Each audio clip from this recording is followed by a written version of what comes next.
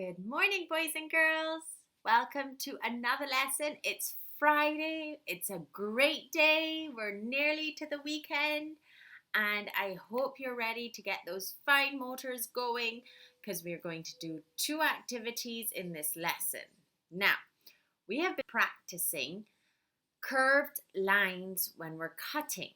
Now, before there were slightly curved lines, and we got a little more of a curve.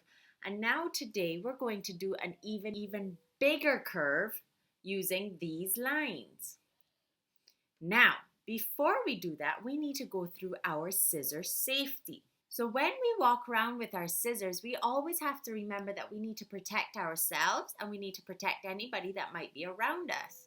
So if we're ever walking around with our scissors, we need to cover the blade with our hand, but make sure that the blade is closed before you cover it down. Okay? Great job. Now, when we have our scissors holding, do we ever run around? Not at all. We need to always walk carefully and pay attention to where we're going.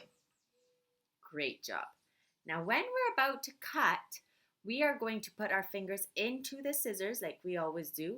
But remember that you need to point the scissors up, put your thumb in, and put your two fingers in, and then we're going to go open and shut is the way we cut. Open and shut is the way we cut. Great job. Now, when we're cutting our paper, we have to remember to hold the side of the paper. We don't want to hold the bottom because that's where we're going to start cutting from. And we're not going to hold the top of the paper because then we can't angle it the way we want to hold it. So we're going to hold it at the side. If you need to move your hand, move it to a more comfortable position so that you can maneuver the paper and turn it whenever you need to do it. All right, so let's get cutting. Let's grab our paper on the side, and we're going to slowly begin to cut, angling the paper and turning it as we are cutting. Great job. Now, this is not a fast activity. This is a slow activity, and we need to take our time as much as possible. Once you have finished one line, you're going to move your hand across to hold the paper at a better angle, and you're going to cut the next line. Of course, we're taking our time and we're doing it as carefully and as much on the line as we can. Great job, everybody. If your child was having difficulty with the easier curves, continue with that until they have mastered that curve and then introduce this curve. Great job. And you're just going to do that with all of these lines until you have cut them nicely and carefully. Great job. So now we have finished our cutting activity. Great job. We are going to look at another activity which you might have at home. Now, we have these in our classrooms. What are they? They're lacing cards. Great job. So I'm matching. Side note. So our lacing cards are great for a lot of fine motor development. So what we're going to do is we're going to pinch the end of one lace, and we are going to pinch it like how we kind of would hold a pencil. That's about the right way to hold it. And what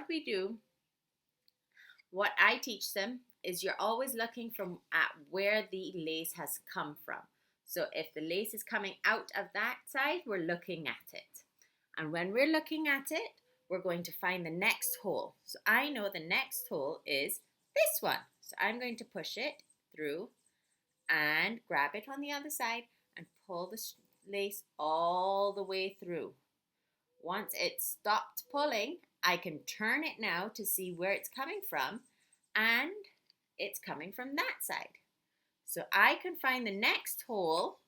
Where is the next hole? Is it this one? No, it's this one. Great job.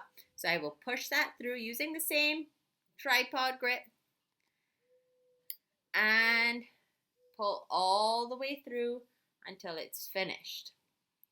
Now I'm going to turn it to face me so that I can see it. Great job. Where's the next hole? Can you tell me where the next hole is? Fantastic. So the next hole is here. So we're going to push it all the way through. And we can do that just like that. Now, in our meeting at the beginning of the year, I had suggested that if you don't have a lace card, you can make one. So here's one that I have made, and it is basically just construction paper that I had laminated, and I punched holes into it. You can, if you don't have a laminator, you can just do a few construction paper pieces together. That way it's a little sturdier, and punch the hole through it. Now this one is a simple in and out one, a straight line, which you can start with. But again, take your time and try and do it as carefully. Now if they've mastered this, you can introduce another type of threading. You can introduce one where they go around. So you're going to go around and come through the other side. And where did the string go? The string went on the outside. So we're going to keep doing that. So you keep looking at it, and you want to push, and you want to push the thread through the hole and pull it towards you. And every single time it's going to go on the outside of the lacing card. And we're going to do it again. And look, it's on the outside of the lacing card. That's another lace that you can practice as well. And again, we're doing the trifold grip. Great job. So what I always recommend is to finish the entire lacing card. And then once they have finished, to unpick it. You need to take it out. This is all part of discipline.